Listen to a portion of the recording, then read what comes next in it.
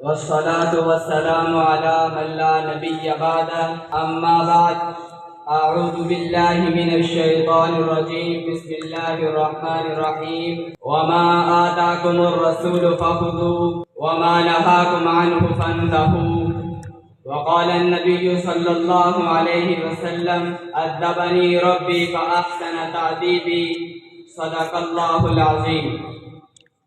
خوب کہا کسی دانشور نے کہ با ادب با نصیب ہوتا ہے، با ادب چمکتا ہے زمانے بھر میں، ادب زیور عجیب ہوتا ہے۔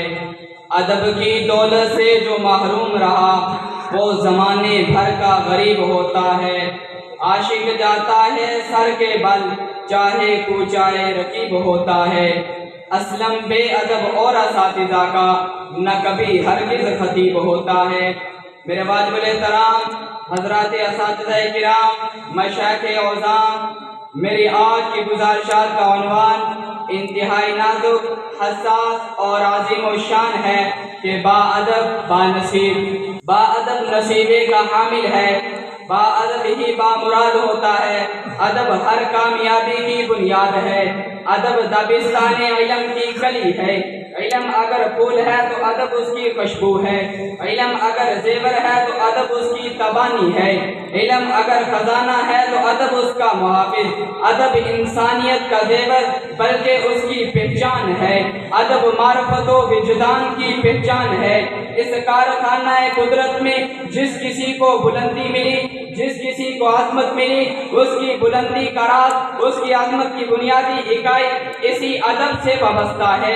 اس لیے یہ زبانی زدام ہوا کہ با ادب با نصیب۔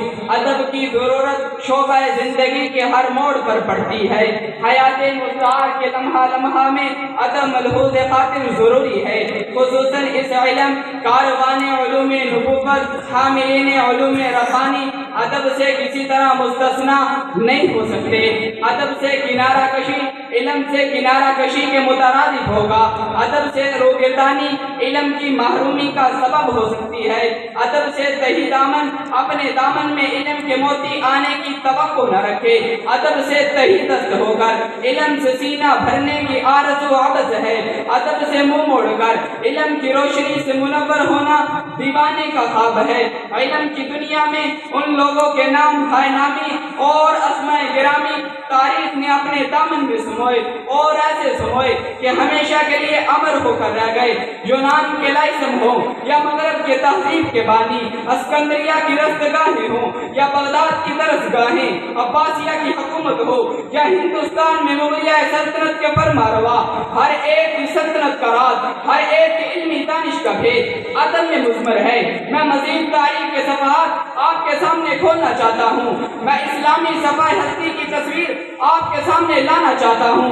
میں اسلامی تہذیب و تمدن کا نقشہ آپ کے روبرو کرنا چاہتا ہوں۔ صحابہ کی عظمت، صحابہ کی رفعت، صحابہ کی بلندی، صحابہ کی ترقی کا ہر زینہ، صحابہ کا نصیبہ ادب کا نتیجہ، امام اعظم کی فقہ ادب کا نتیجہ، امام مالک کا زلزلہ ادب کا نتیجہ، امام شافعی کا تقویٰ ادب کا نتیجہ، امام احمد بن حنبل کا جذبہ ادب کا نتیجہ، بشر حافی کا درجہ ادب کا نتیجہ، فضیل ابن عیاض کی توبہ ادب کا نتیجہ، امام غزالی کا فلسفہ ادب کا نتیجہ، اور بر صغیر میں مجدد الفسانی کو روب و دبدبہ ادب کا نتیجہ، شاہ ولی اللہ کا مرتبہ ادب کا نتیجہ، شاہ عبدالعزیز کا تحفہ اتنا عشریہ ادب کا نتیجہ، قاسم نانوتوی کا بلبلہ ادب کا نتیجہ، محمود حسن دیوبندی کا مقام و مرتبہ ادب کا نتیجہ، حسین احمد مدنی کا فتویٰ ادب کا نتیجہ، اشرف علی تھانوی کی کتب کا ذخیرہ ادب کا نتیجہ، انور شاہ کشمیری کا حافظہ ادب کا نتیجہ، ایوان بالا میں مفتی محمود کی صدا ادب کا نتیجہ، عطا اللہ شاہ بخاری کی کتابت کا زمزمہ ادب کا نتیجہ، حق کو حق پسند حق نواز ٹھہرا فنا فی الصحابہ ادب کا نتیجہ۔ ارباب علم و دانش، الغرض المختصر، علم کی دولت ہو یا دنیا کی عظمت، سرفرازی ہو یا سربلندی، جاہ و حشم ہو کہ کامرانی ہو کامیابی ہو کامرانی رزم، جس کسی کو کوئی نصیبہ ملا ادب ہی کا نتیجہ ملا، ادب ہی مانے ہوا چاہتا ہے، کہ اساتذہ کی موجودگی میں، مشائخ کی محفل میں میرا یہ بولنا، میرا یہ بے ڈھک گفتگو کرنا یقیناً ادب سے ہٹ کر، لیکن بحکم ایہاں الامر فوق الادب کے اصول کے تحت کچھ بولنے کی جسارت کر گیا، ورنہ دل کے ہر گوشے سے آواز آ رہی تھی، جسم کا رونگٹا رونگٹا صدا دے رہا تھا، میرے وجود کا ہر عضو گویا ہے خاموش دل بھری محفل میں چلانا نہیں اچھا، ادب پہلا کرینہ ہے محبت کے کرینوں میں۔ میرے ہم سفر طالب علم ساتھیوں، آخر میں درد دل میں اور آپ علم کی جستجو میں ہے۔ اس جستجو کو بروئے کار لانے کے لیے ادب کا بجا لانا ناگزیریت میں سے ہے۔ میں اور آپ علم دین کے متمنی ہیں، ادب کو ملحوظ خاطر رکھنا علم ہی کی پہلی سیڑھی ہے۔ ادب سے وابستہ ہر چیز کا، چاہے مسجد ہو یا مدرسہ و مسجد کی دیگر اشیاء کی حفاظت کرنا، اور خصوصاً ان خرقہ پوشوں کا، ان بوریہ نشینوں کا جن کے کلمہ حق سے کفر کے ایوانوں میں زلزلہ باری ہو جاتا ہے، یعنی اساتذہ و مشائخ کا ادب و احترام بچا لانا لازمی ہے، وگرنہ اپنے دامن میں علم کی خوشبو بسانا سوائے اپنے آپ کو دھوکہ دینے کے سوا کچھ نہیں۔